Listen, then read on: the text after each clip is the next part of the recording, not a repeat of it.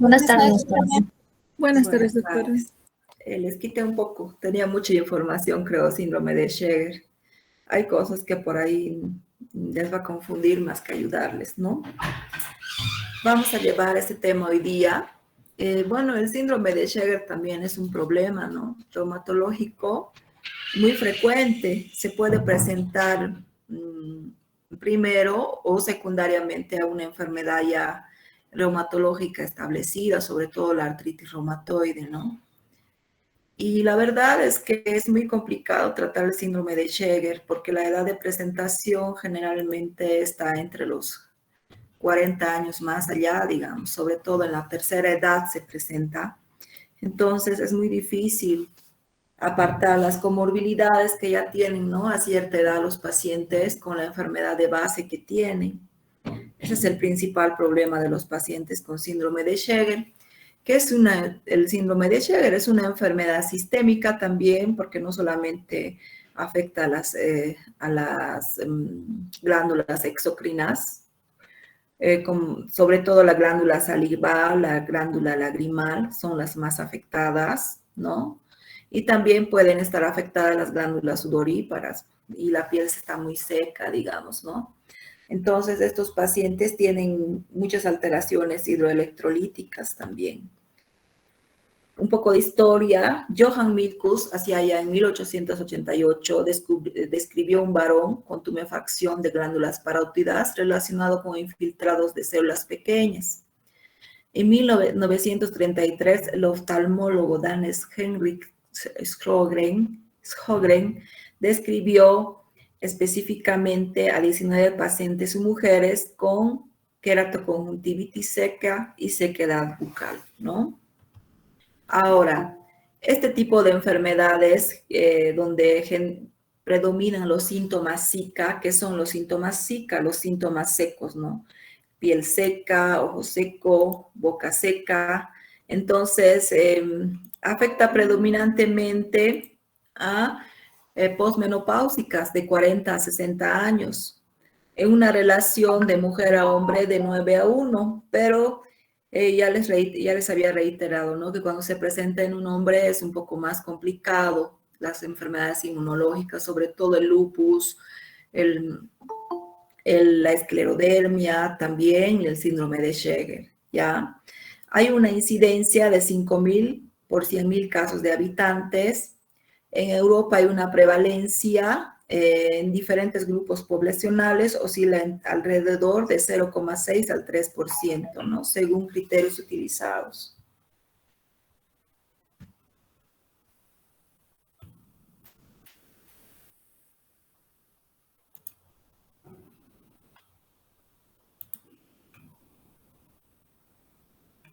Bueno, el compromiso autoinmune es súper complicado del síndrome de Sjögren. Incluso se cree que hay mecanismos endocrinológicos, digamos, ¿no? Habría una alteración del reconocimiento inmunitario, ya sea por la presencia de factores intrínsecos, autoantígenos o extrínsecos, como serían las infecciones virales. Alteración de la respuesta inmunitaria adquirida por la alteración del repertorio del receptor TCR y linfocitos T o por disfunción de los linfocitos B. Habría una alteración de la regulación de la respuesta inmunitaria por alteración en la actividad de las citocinas, de las citoquinas. Factores genéticos también están involucrados. Esto también se puede heredar, ¿no? Infecciones virales, factores genéticos, el autoanticuerpo antirola es más específico de esta enfermedad. Diferentes polimorfismos en genes como el que codifica la interleuquina 10 o factor de necrosis tumoral alfa también. Factores externos virales, infecciones por grupos, por ejemplo, virus del herpes virus, el citomegalovirus, virus de hepatitis C, hepatitis B, parvovirus B19. Todas estas enfermedades virales en sí también dentro de su misma enfermedad viral pueden también producir ojo seco y boca seca, ¿ya? Ahora, los autoantígenos como las ribonucleoproteínas, digamos, el ROLA, la fodrina y las acuaporinas también están involucradas. hay una disminución de linfocitos B, la proliferación de células B policlonal puede transformarse en bandas B oligoclonales o monoclonales. Esa parte es muy importante porque puede ser ese el motivo de que este tipo de enfermedades migren, ¿no?, hacia un linfoma. El síndrome de Sjögren es muy curioso. Dentro de la enfermedad a mediano o a corto plazo, a veces migra hacia un linfoma. Y no se sabe, digamos, qué apareció primero, o el síndrome de Sjögren o el linfoma, porque también los pacientes con linfoma secundariamente pueden tener síndrome de Sjögren. Yo recuerdo, yo tengo un paciente que viene periódicamente de La Paz, viene a Sucre a hacerse atender conmigo porque me lo derivó un compañero de Buenos Aires. Entonces ella hizo una quimioterapia por un linfoma no Hodgkin allá en Buenos Aires, ¿no?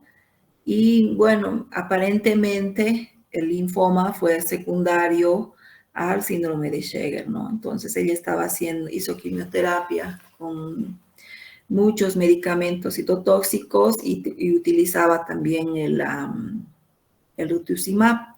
Entonces ella tenía terror, ¿no? Porque le habían comentado allá que si no trataba su síndrome de Sjögren, si no tenía control de eso, probablemente iba a recaer, ¿no?, más adelante con su problema oncológico. Entonces ella estaba muy desesperada, pobrecita.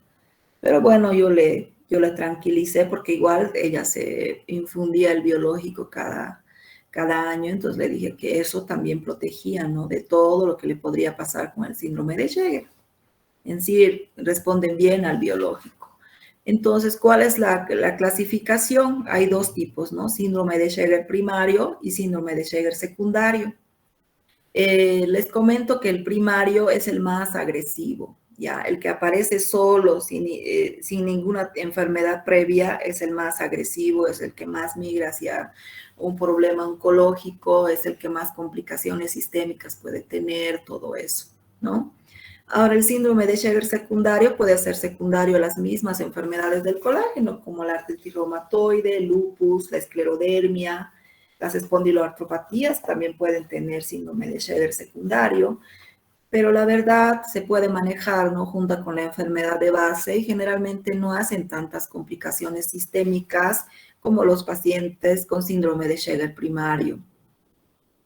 También la cirrosis biliar primaria, la hepatitis C, la miastenia gravis, que es una enfermedad neurológica, el HIV, la hepatitis autoinmune, y ya les había comentado la cirrosis biliar primaria también, los linfomas, las gamapatías monoclonales, la tiroiditis de Hashimoto, la crioglobulinemia, enfermedad de injerto contra huésped. Todos estos problemas pueden surgir primero y después recién el síndrome de Sjögren, ¿no?, dentro de estas enfermedades. Ahora, ¿qué afectación clínica puede tener? Puede tener afectación oral, ocular, cutánea, aparato locomotor, tener compromiso cardiovascular, pulmonar, digestiva, renal. Puede afectar el sistema nervioso central, sistema nervioso periférico, también la parte otorinolaringológica, porque hay que tener mucho contacto, ¿no?, con los pacientes, como tienen boca seca, generalmente también las fosas nasales, la faringe también, hasta serotráquea tienen estos pacientes, ¿no? Entonces es complicado tratarlas cuando están con ese problema. También pueden presentar fenómeno de Raynaud, problemas de tiroides, y el 20% generalmente compromiso sistémico. No es mucho, pero el tema es que es complicado cuando ya tienen 60, 70 años y síndrome de Sjögren, ¿no? Porque no sabes si es por su enfermedad de base o es que le está pasando algo por su misma edad y las comorbilidades que pueda tener. Ahora, en el oral, generalmente el 90% de las pacientes presentan serostomía. Y es una serostomía, les cuento, muy molesta, porque los pacientes no pueden alimentarse bien, no pueden formar el bolo alimenticio dentro de la boca, es muy incómodo. Tienen que estar permanentemente con su botella de agua al lado, porque no pueden, pues, usted le da un pan o cualquier alimento que ellos quieran servirse, no pueden porque no pueden remojar, no tienen nada de saliva, cero. Y la saliva, ya les había comentado, nos ayuda, es un mecanismo de defensa también que tiene la boca, no solamente sirve para humedecerla, sino que los protege también de gérmenes, por eso hay una colonización a veces en la boca de infecciones también, ¿no? Y tienen más riesgo de cáncer oral también este tipo de pacientes. Entonces, aparte de todo, tienen halitosis, alteraciones en el gusto, sensación de ardor o quemazón bucal y labial, disestesias, dificultad para hablar y comer, intolerancia a los alimentos ácidos, pérdida de peso, alteraciones del sueño, también pueden tener nicturia y obviamente, ¿no? Como no tienen lo básico para defenderse en la boca, pueden tener caries, candidiasis, más del 70% de los pacientes. Entonces, la boca seca, a menudo a veces hipertrofia de las glándulas parótidas también pueden tener. Yo les había comentado que una manera de medir la saliva también puede ser, digamos, hacerle escupir en un vasito durante unos 15 minutos, ¿no? Y ven que no escupe nada, cero. Entonces, esa paciente probablemente tendrá boca seca. O sea, tiene que escupir mínimo arriba de 1,5 ml arriba. Ahora también hay que determinar, ¿no? También si es boca seca realmente o es sensación de boca seca. Pero en algunos pacientes que toman todos estos fármacos también pueden tener boca seca. Por ejemplo, todos los anorexígenos, los ansiolíticos, los antidepresivos, los antihistamínicos, otros medicamentos neurológicos también. Después las quimioterapias, las radioterapias cervicales, el mismo hecho del envejecimiento. Después los que pueden respiran mucho por la boca también se quejan de boca seca, pero nunca va a ser, ¿no? Nunca va a ser tan severo como en los pacientes con síndrome de Sjögren. Ahora, hablamos de la boca seca y ya les había comentado, ¿no? Lo molesto que es y a lo que le predispone tener boca seca. Ahora también estos pacientes sufren mucho de ojo seco, ¿ya? El ojo totalmente seco, no producen nada de lágrimas. Y las lágrimas también protegen los ojos, son mecanismos de defensa. Entonces, ¿cuáles son las propiedades de la película lagrimal? Lubricante, metabólica, óptica, antimicrobiana, cicatrizante y limpiadora, ¿no? Entonces, imagínense cuando a los ojos le falta eso, los pacientes con este tipo de enfermedades sufren mucho. No tanto porque les va a aparecer alguna enfermedad sistémica, sino sufren porque realmente tienen que vivir con esto todos los días, ¿no? La falta de saliva, la falta de lágrimas, es una incomodidad terrible para el paciente. ¿Y por qué se producen normalmente las lágrimas, ¿no? Como son mecanismos de defensa frente a un cuerpo extraño, hay aumento de producción de lágrimas para expulsar el cuerpo extraño. La desecación corneal también puede aumentar la producción de lágrimas, la exposición a la intensidad lumínica, elevada la inflamación o estados de ánimo también, ¿no? La tristeza y todo eso puede aumentar también la producción de lágrimas.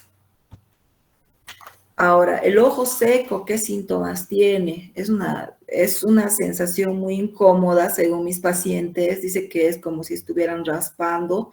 Cuando cierran los ojos y los abren, me dicen mis pacientes que es como si rasparan, digamos, el globo ocular con sus propios párpados. Y yo la verdad les creo, ¿no? Pobrecillas.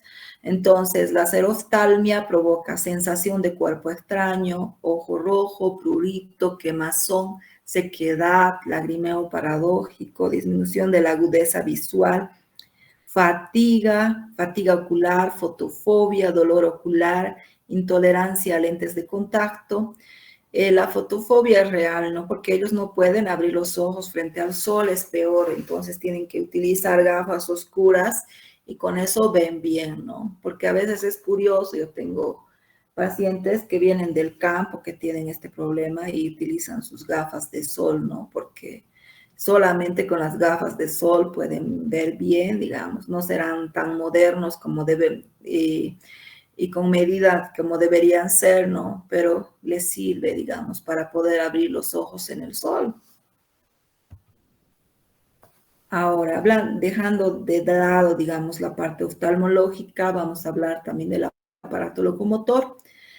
Normalmente lo que más tienen los pacientes son dolores articulares y tienen también mialgias y también pueden tener fibromialgia, ¿no? Y fatiga crónica, pero también se puede presentar la oligo y la poliartritis no erosiva en carpos, metacarpofalángicas, interfalángicas proximales y rodillas, ¿no? En un 35 a 55% puede estar presente la artritis en estos pacientes. Por eso, cuando es una artritis leve, que no compromete mucho las articulaciones, yo siempre estoy pensando en a qué va a migrar la paciente, si va a ser un lupus, si va a ser un síndrome de Sjögren o una enfermedad mixta.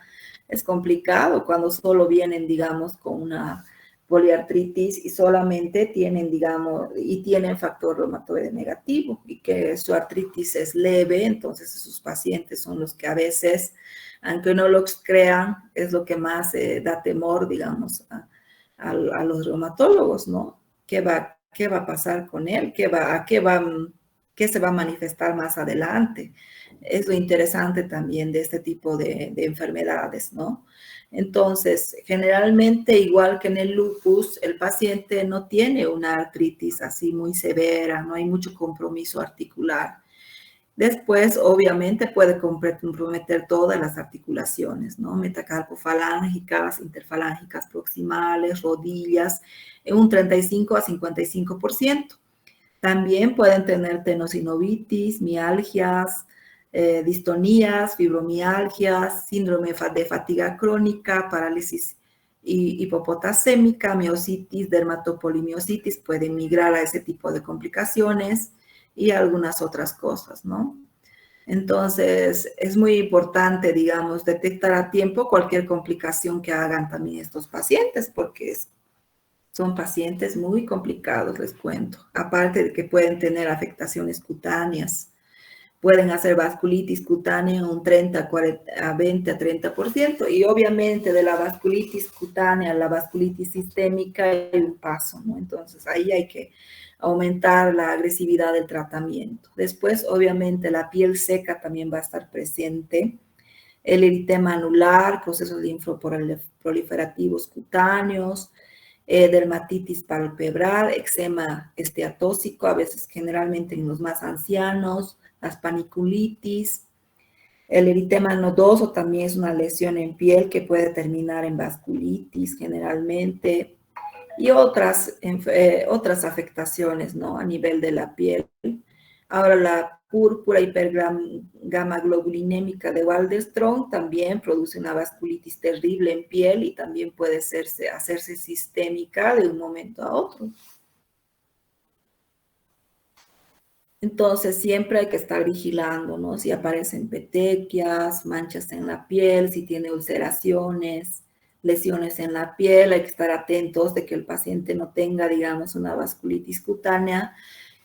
Ahora, ver si ya está en piel, si también está a nivel sistémico, hay que cuidar el sistema nervioso central, hay que cuidar los riñones, porque las vasculitis cutáneas, de lo cutáneo está a un paso de tener el mismo problema a nivel sistémico, ¿ya?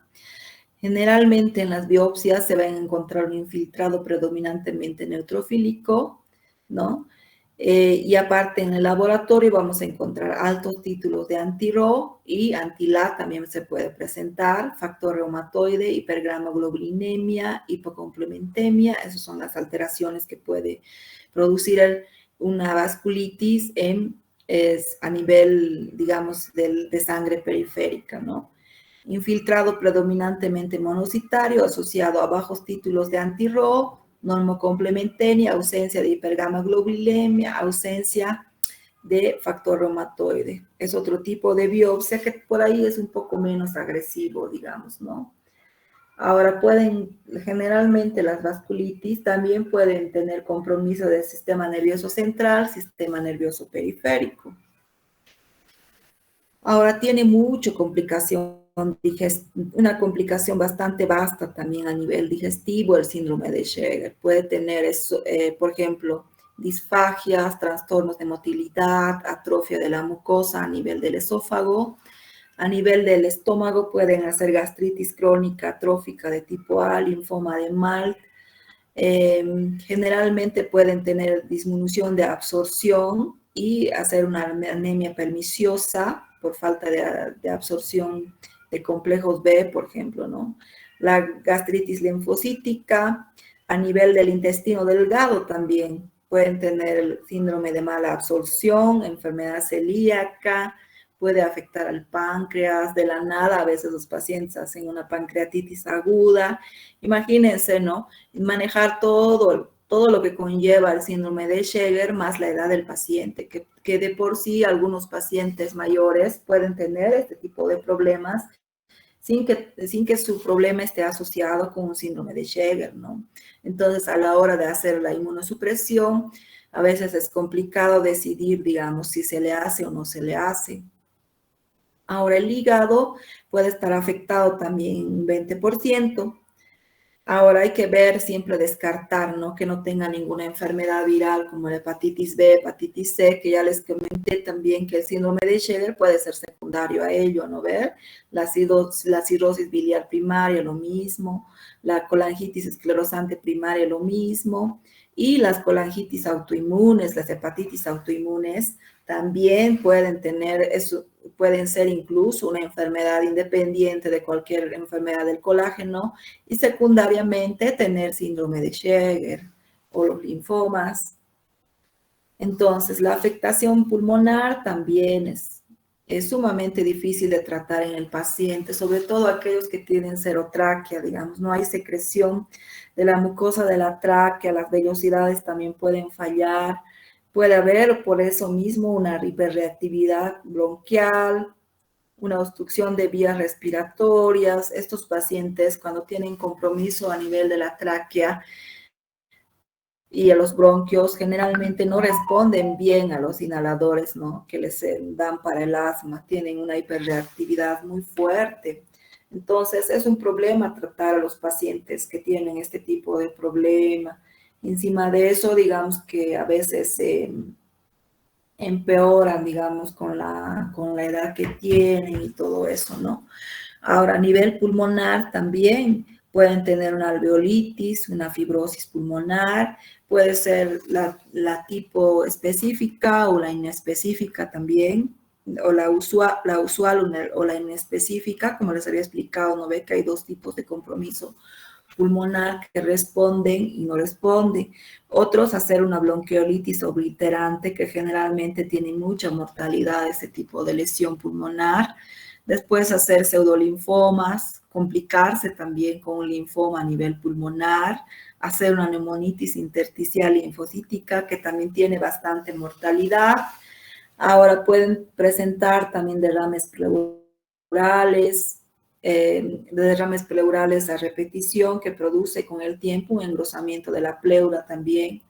Después, y las vasculitis, la hipertensión pulmonar, como les había mencionado sobre la vasculitis en piel, que se puede hacer sistémica también, ¿no?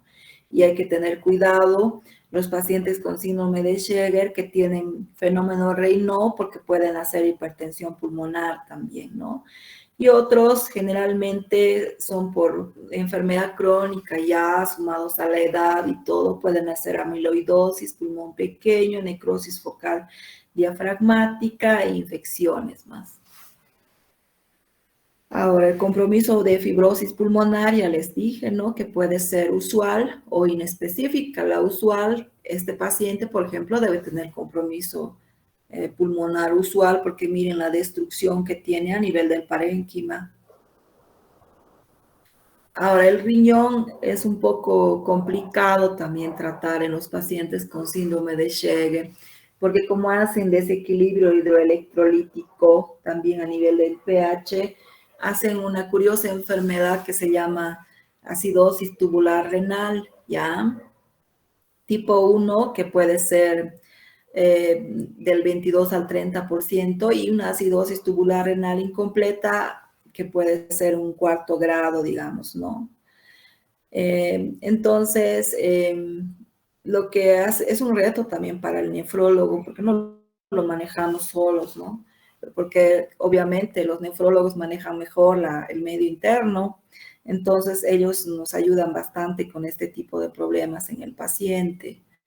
Ahora, generalmente pueden tener una glomerulonefritis mesengial tipo IgA y otras, glomerulonefritis membranoproliferativa, también una glomerulonefritis asociado a crioglobulinemia, ¿no? Que en este caso podría pensarse que está haciendo algún tipo de vasculitis también, ¿no? Ahora, toda esta alteración del cloro, sobre todo, hace una hipercloremia, una disminución, una alteración del pH, y todo eso puede también precipitar cálculos de litiasis renal, por ejemplo, a nivel del riñón, ¿ya? O una nefrocalcinosis. Puede también el riñón sufrir algún tipo de linfomas o pseudolinfomas. Es un poco complicado, ¿no? En la parte renal, estos pacientes igual a veces hacen sus síndromes nefróticos, hacen un daño renal terrible, y también a veces necesitan hacerse una biopsia renal. Ahora, las manifestaciones cardiovasculares pueden tener problemas de pericarditis. Generalmente no hay tanta manifestación cardiológica, por suerte, pero algunos sí pueden tener pericarditis, miocarditis, bloqueo cardíaco completo y trastornos autonómicos también. Ahora, un reto también para el reumatólogo es saber si su paciente con síndrome de Sjögren está teniendo, digamos, algún problema vascular, ¿no? Y controlar bien la piel por eso en los pacientes, porque generalmente las petequias pueden ser un aviso. A veces de la nada estos pacientes empiezan a desvariar, y uno tiene que ver, obviamente, primero una tomografía, ¿no? A nivel de cerebro, para ver si no está haciendo algún tipo de vasculitis. Ahora, por la misma enfermedad de base, hacen manifestaciones psiquiátricas también, ¿no? Pueden tener deterioro cognitivo, infarto cerebral, migraña, encefalopatía, mielopatía, crisis epiléptica, neuritis óptica, meningoencefalitis. También pueden migrar hacia un parkinsonismo. O sea, el compromiso neurológico en este tipo de pacientes se presenta con más severidad, probablemente porque, aparte del problema inmunológico, tiene la edad, ¿no? Porque esto, si bien puede empezar a los 40, es más común ver el síndrome de Sjögren así severo en los pacientes mayores de 60 años, ¿ya? Ahora, ¿qué trastornos psiquiátricos pueden presentar estos pacientes? Puede ser afectivo, como la depresión, la hipomanía, trastornos de personalidad. Es un problema, porque no sabe uno si es por la enfermedad de síndrome de Sjögren o es que el paciente está haciendo algún tipo de demencia senil, digamos. En muchos casos se utiliza biológicos, se utiliza tratamiento inmunosupresor para frenar, ¿no?, el avance, si ya tiene un diagnóstico claro el paciente. Ahora, las polineuropatías siempre están teniendo, ¿no?, problemas, ya sea sensitivas, que pueden ser por infiltración linfocitaria, dice, a nivel ganglionar. Generalmente tienen sensaciones de quemazón, ardor en todo el cuerpo, o pueden tener falta de fuerza muscular y dolores, digamos, de tipo neuropático. Ahora, si son frecuentes y aparte tienen una mononeuropatía, una mononeuritis múltiple o una mononeuropatía focal, entonces siempre hay que descartar vasculitis también, porque a veces las polineuropatías se presentan antes de un problema vascular, ¿ya? Aparte, estos pacientes pueden tener también afectación de los pares craneales, ¿no? pueden tener neuropatía sensitiva trigeminal. Es muy complicado de tratar esas migrañas que se presentan en estos pacientes. A veces hay que utilizar nomás, digamos, aparte de los antineuríticos, y a veces hay que hacer nomás la interconsulta con el neurólogo, ¿no? Ahora, ¿qué problemas en el oído? Uno también con esto tiene que estar al día, ¿no? Con el otorrinolaringólogo, porque no se sabe si los problemas en el oído son por la edad o por el problema de base que tiene en su salud. También a nivel nasal, a nivel faringea. ¿Por qué? Porque el paciente, por falta de saliva, y puede tener todas estas sintomatologías, ¿no? Porque no solamente puede terminar en la boca la serostomía, también puede haber xerofaringe, xerotráquea. Entonces vean todos los problemas que pueden tener por la falta de saliva los pacientes. Ahora, ¿qué nos puede decir, digamos, que ese paciente está a punto de migrar hacia algo peor de lo que tiene? Entonces, puede ser la tumefacción persistente de las glándulas parótidas, que aparezcan, digamos, adenopatías a nivel iliar o mediastínica, que tenga esplenomegalia, que aparezcan nódulos pulmonares en algún estudio de rutina, que el paciente empiece con fiebre, y uno le hace sus cultivos, todo, y que sean negativos. Entonces ya se piensa, ¿no?, que es por su enfermedad de base. Ahora, en un laboratorio, una gamapatía monoclonal también nos puede predecir que el paciente está queriendo migrar hacia un linfoma. Ahora, la crioglobulinemia mixta tipo 2 generalmente nos dice que está por tener una vasculitis. Probablemente eso ya se ha pedido en base a la clínica, no por pedir, porque son estudios caros. No se puede pedir las crioglobulinas y las gamapatías y las gamas solo por mi sospecha, digamos. Si hay muchos nódulos, aumento de tamaño de las parótidas persistente, entonces le pediré las gamas, ¿no? Ahora, generalmente para ver las gamas se pide la ¿cómo se llama esto? Se me ha ido la película, che. Se llama el proteinograma electroforético. Ahí se pueden ver las gamapatías, ¿ya? Y las crioglobulinemias se le pide nomás como crioglobulinas, digamos. Cifras bajas de IgM, niveles altos de beta 2 microglobulina, eso también se puede dosar, pero ya son estudios mayores, ¿no? Son un poco caros. Ahora, otra cosa que nos puede ayudar también dentro del contexto clínico es, digamos, tiene un factor reumatoide positivo, altos títulos, el paciente tiene una artritis reumatoide, hace un síndrome de Sheger secundario y de repente negativiza, digamos, junto al agrandamiento de las glándulas parótidas, negativiza, digamos, el factor reumatoide. Eso también nos ayuda. Ahora, la aparición en la piel de púrpuras palpables también. El complemento también nos puede ayudar. En un paciente que está con mucha fiebre, petequia, se puede pedir las crioglobulinas, el complemento, y ver, ¿no?, qué es lo que puede estar pasando con el paciente. Ahora, los linfomas que más pueden tener los pacientes, los que migran al linfoma, miren, el 95% va a ser un linfoma de las glándulas salivales, luego el pulmón le sigue, luego le sigue la parte gástrica, también en la glándula mamaria, en el timo, en los ojos, mucosa oral o úvula, nasofaringe, y luego el resto, ¿no?, de los órganos: intestino, riñón, piel, ciego, ovarios. Entonces, ¿cómo se hace el diagnóstico? Ya les había explicado, ¿no?, la cialometría. Aparte de que, digamos, si es muy seco, para ver la gravedad podemos hacer estimulado también con pilocarpina.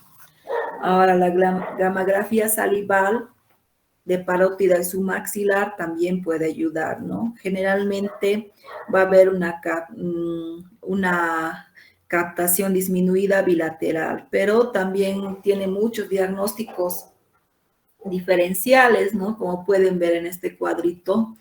Entonces es medio complicado guiarse. solo por una gamografía de la glándula salival. Ahora, la biopsia es lo que más ayuda, ¿no? Porque vamos a ver infiltrados linfocitarios en las glándulas salivales y es facilito hacer una biopsia de glándula salival menor dentro de la mucosa bucal. Se sacan unos 4 globulitos y eso se manda, ¿no?, a analizar. Ahora, la cialografía parotídea también puede ser útil, nos va a mostrar disminución de captación también. La ecografía parotídea también nos muestra un poco la fibrosis. También se puede hacer una tomografía de glándulas salivales, resonancia magnética de glándulas salivales, cristalización salival, aunque les diré que las imágenes no ayudan mucho, ¿no? La ecografía, la cialografía, la gamografía y sobre todo la cialometría y la biopsia de glándula salival menor es lo que más se puede hacer en estos pacientes. Acá tenemos la falta de captación, digamos, ¿no?, de la glándula salival, de las glándulas parótidas sobre todo, por la gamografía.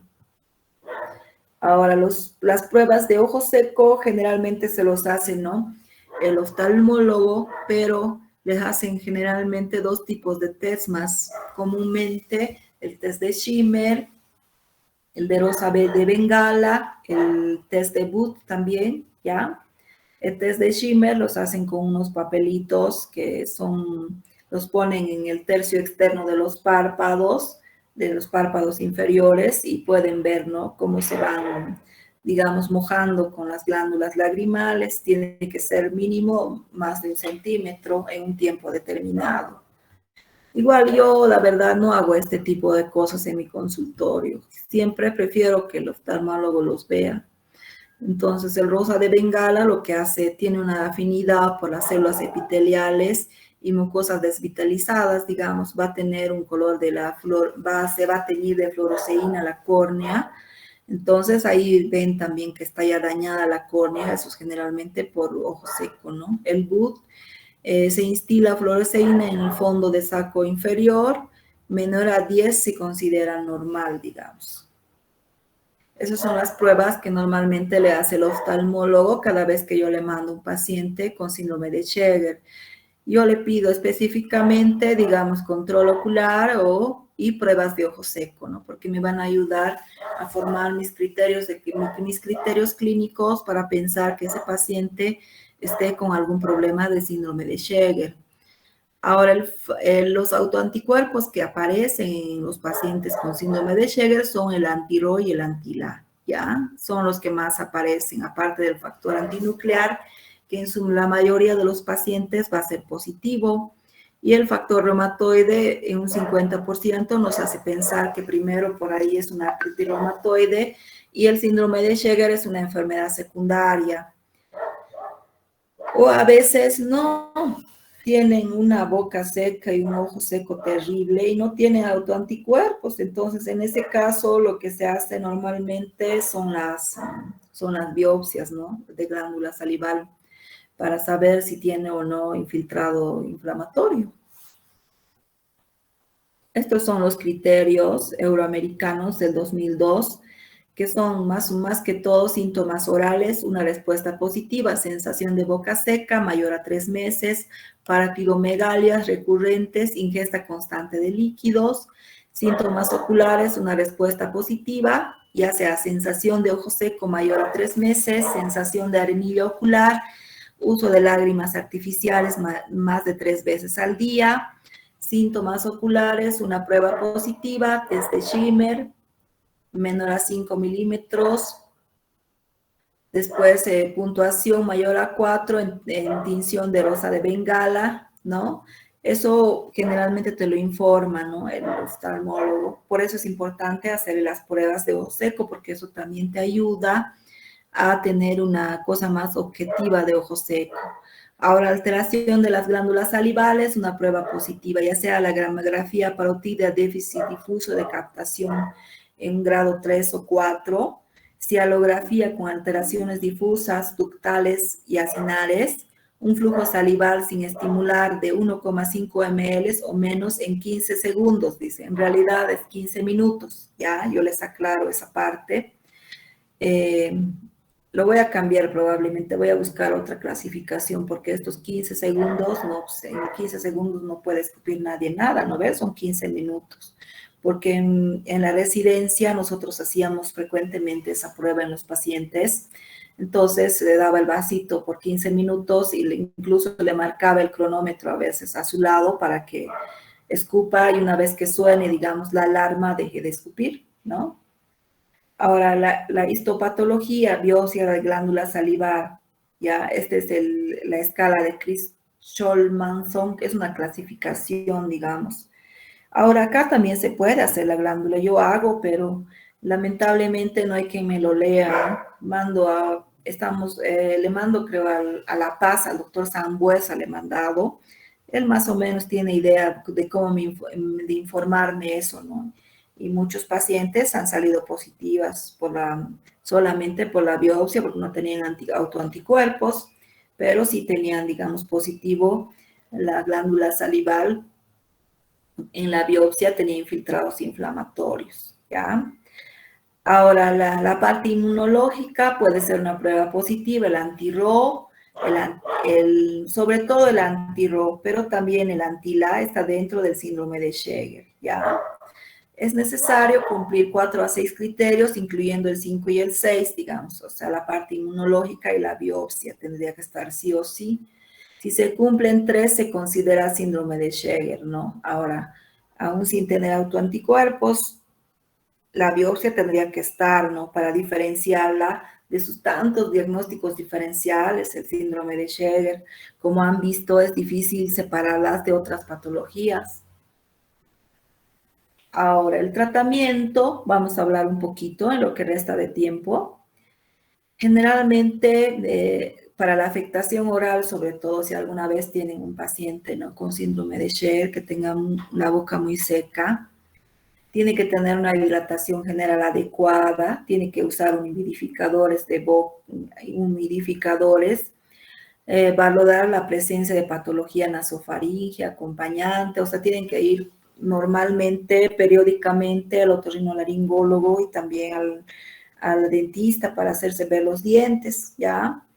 Pueden usar aerosoles nasales con acción hidratantes, los que tienen, digamos, seca la nariz, ¿no? Evitar alimentos azucarados. También en el Hospital Rivadavia se especializa mucho en el síndrome de Sheger y hacían, ¿no?, un preparado de saliva artificial también que podían usar, que por ahí les ayudaba un poco más que los humidificadores bucales o nasales a soportar mejor, digamos, la boca seca.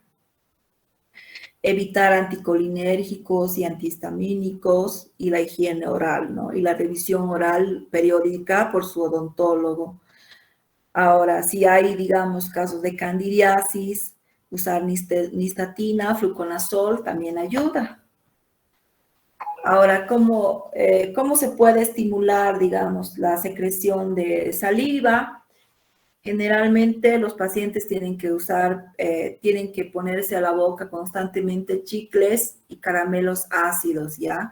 Eso ayuda un poquito a producir un poco de saliva en los que no tienen tan seca la boca, digamos. Ahora, otra cosa que se usa mucho es la pilocarpina. Acá ya y Medipiel pues hace sus preparados de pilocarpina. Yo ya lo uso, digamos, en mis pacientes, ayuda bastante. Mejora la parte funcional en un 75%, la serostomía sobre todo.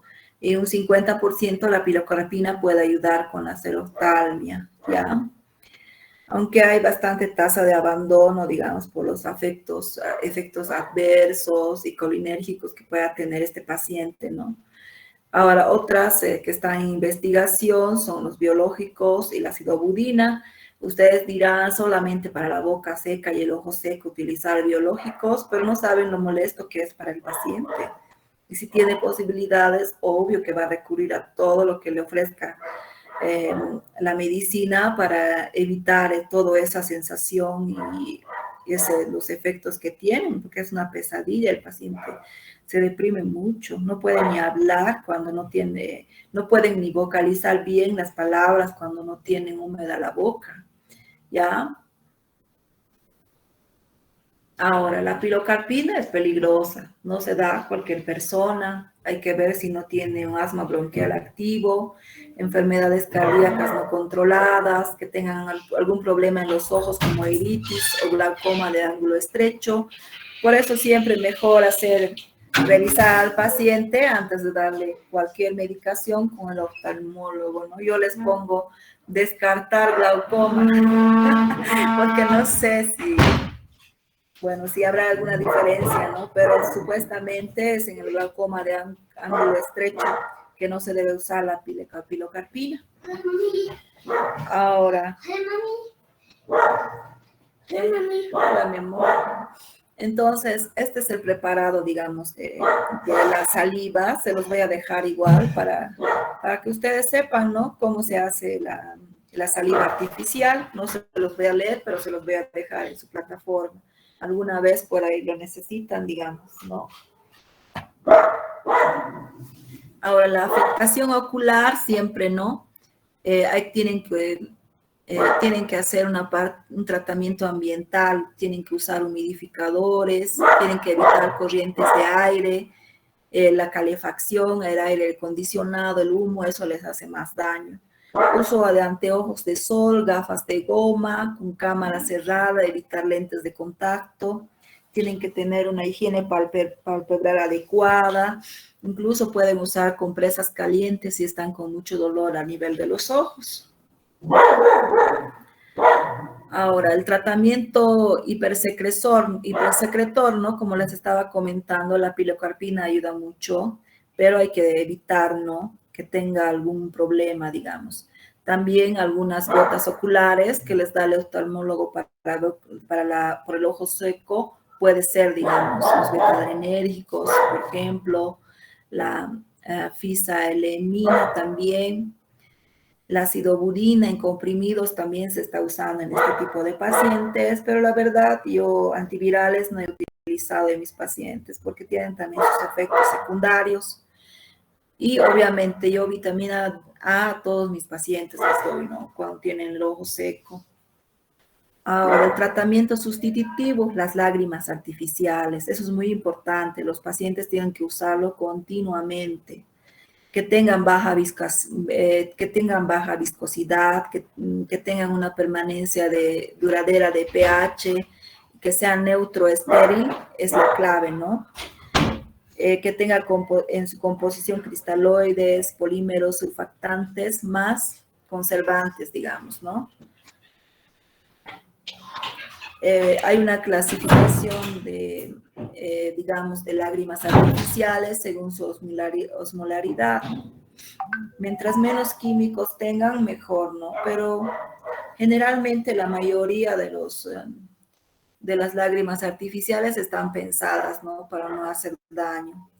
Ahora, en cuanto a la parte dérmica, generalmente se evita el jabón tradicional, se usa jabón de glicerina, tienen que usar, digamos, tienen que evitar jabones, cremas con perfumes que tengan alcohol, no tienen que exponerse mucho al sol tampoco, tienen que usar mucho protector solar también estos pacientes, cremas hidratantes y lubricantes también, ¿no? Para la parte de las mucosas. Entonces, ahora, otro problema que tienen estas pacientes en síndrome de Sjögren, porque es un dicho que aparece arriba de los 40, pero a veces puede presentarse también en mujeres jóvenes, ¿no? Antes de los 30, incluso he visto ya, incluso más que todo en esos pacientes, digamos, que tienen síndrome de Sjögren secundario, que por ahí han tenido una artritis reumatoide en su juventud y que ha progresado, digamos, en el tiempo, o ha frenado la artritis, más adelante se ha presentado por ahí el síndrome de Sjögren, ¿no? Entonces, siempre a todo síndrome de Sjögren hay que hacerle, si está en edad fértil, sobre todo el anti-ROY y el anti-LA para ver, ¿no? Para protegerla durante su embarazo, porque lo mismo que en lupus puede pasarle a su bebé, digamos, algún problema, ¿no? Sobre todo el bloqueo cardíaco congénito, ¿no ve? Entonces, Eso se puede evitar usando, digamos, corticoides fluorados como la dexametasona, betametasona en mujeres embarazadas. Generalmente en la semana 18 se hace la profilaxis, ¿ya? Ahora, estos son los que están, digamos, los biológicos que se están utilizando más para el síndrome de Sjögren, el ocrelizumab, el epratuzumab y el belimumab, y obviamente el rituximab de primera mano, ¿no? Eso en las complicaciones severas de los pacientes con el síndrome de Sjögren. Bueno, ha sido una oratoria un poco larga, pero todo es lo que representa, ¿no? Un poco acortado del síndrome de Sjögren, porque no les voy a marear con toda la parte, porque en reumatología se estudia hasta la composición de las lágrimas, ¿no? Y la parte autoinmune también es súper larga. Entonces, espero que les haya servido, ¿no? La clase para que tengan una idea de lo que es el síndrome de Sjögren. ¿Tienen alguna pregunta? Hola.